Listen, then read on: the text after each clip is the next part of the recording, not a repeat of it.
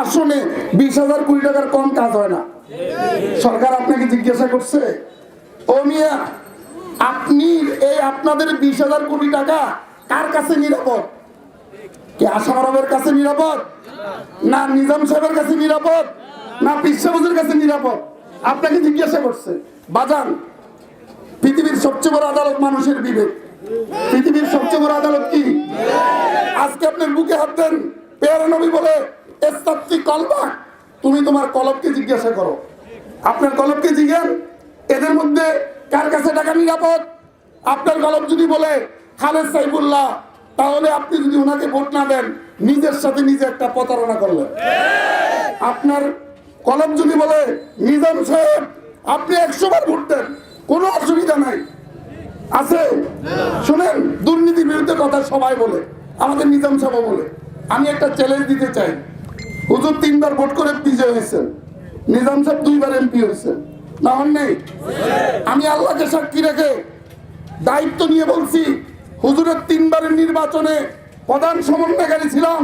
আল্লাহর কসম, কোন নির্বাচনে কোন একজন পুলিশকে 2 টাকা আমরা ঘুষ দেই নাই, কোন একজন প্রিসাইডিংকে 2 টাকা ঘুষ দেই নাই। বাপের বেটা হলে বলেন, আজকে অন্য প্রার্থীরা বলো তারা নির্বাচনে ভোটের দিন কোন পুলিশকে 1 টাকা ঘুষ দেয় নাই, বলতে পারবে? কেন পারবে না? তাদের ভোটটা আমরা করছি, আমাদের লোকেরা করছে, আপনারা করছেন।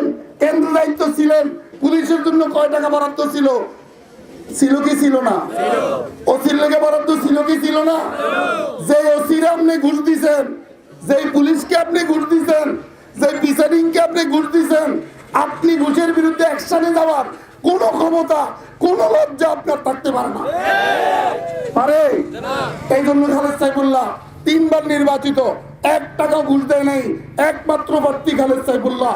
আমি চ্যালেঞ্জ দিয়ে বললাম, কোন প্রার্থী এই কথা বলার সাহস নাই নাই নাই নাই। শেষ কথা, ধরেন হুজুর হইল না, অন্য একজন হইছে, সবাই কি নিরাপদ? কমলনগর হুজুর চেয়ারম্যান হয়েছে কেন? সবাই দেখলেন হুজুর ছাড়া যেই হয় পরের দিন মারামারি শুরু হবে, এলাকা ছাড়া শুরু হবে। হুজুর নির্বাচিত হলে বিএনপির একটা কর্মীর নামেও কেউ মিথ্যা মামলা করার সাহস পাবে না। আওয়ামী লীগের তো দূরের কথা, বিএনপির একটা কর্মীর বিরুদ্ধেও কেউ মিথ্যা মামলা করার সাহস পাবে না। কিন্তু হুজুর নির্বাচিত হলে আমরা যে ভোট করি, যদি আমাদের নামে একটা অভিযোগ আসে, জুতার লাঠি আমাদের গায়ে উঠতেও 2 মিনিট লাগবে না।